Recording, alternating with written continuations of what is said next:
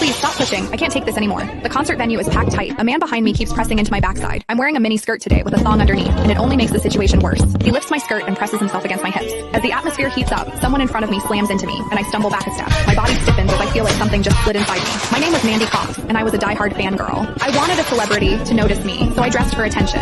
I wore heavy makeup and made sure nothing about me went unnoticed. My low-cut top revealed a wide stretch of skin, and my chest bounced with every step. I paired it with a mini skirt that barely covered my thighs and sexy white stockings which hugged my legs. But when I arrived, reality hit. The concert venue was packed so tightly I couldn't move, and the crowd swallowed me whole. The celebrity was never going to notice me. I craned my neck and shouted, "Darling, take me." I never imagined that line would draw the wrong kind of attention. Instead of the celebrity, it caught a filthy creep. After I shouted it, I became aware of a man behind me, repeatedly bumping into me. At first, I brushed it off. In a crowd that dense, accidental contact was easy to explain, but the feeling wouldn't go away. Something hard kept pressing against my butt from behind. I assumed I'd accidentally backed into his hand where it rested behind me, so I turned and offered a polite apology. "Sorry, I didn't mean to bump into you." He paused, then flashed a leering smile and said, "It's okay, I don't mind." When I turned back toward the stage, I felt him press against me again, more deliberate than before. I kept my attention on the celebrity on stage and shut him out. The man became increasingly brazen, pulling up my skirt and pressing close against my backside. I had only a thong on underneath, which left my butt exposed. I felt his touch directly against my skin and assumed it was his finger. Only then did I realize something was wrong. The pressure was warm and solid in a way a finger could never be.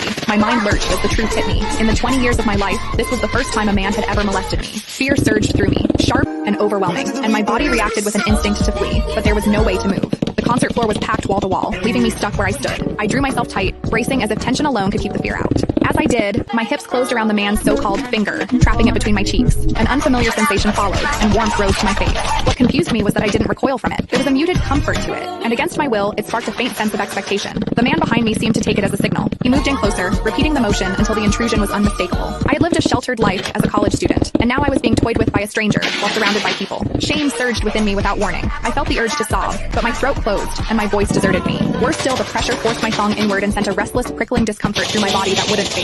A quiet, involuntary sound escaped me, and the embarrassment followed instantly. I gathered myself and strained to suppress it, holding it down until my throat tightened. The blaring music and the screams around me drowned everything out. With every eye fixed on the stage, no one was aware of what was happening to me. At the same time, the intensity continued to rise, touching something deep inside me. I bit down on my lip as cold sweat traced my spine. My awareness was tipping back and forth between humiliation and a pleasure I couldn't bring myself to name. I knew I couldn't take it anymore if it continued, so I turned sharply to face the man behind me. "Please stop pushing. I can't take this anymore."